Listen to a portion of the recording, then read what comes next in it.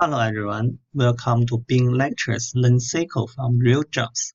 In this session, we are talking about how to use union to instead of join. When you are deep learning in SQL, you can magically play with it by multiple ways. Join make table fat, union make table longer.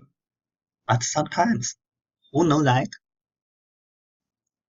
Here, my school has student English grade table and student math grade table.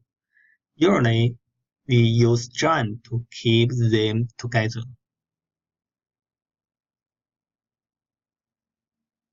But you are a high-level SQL developer. You know you can do it, except using join. We union that first. Make the table longer first.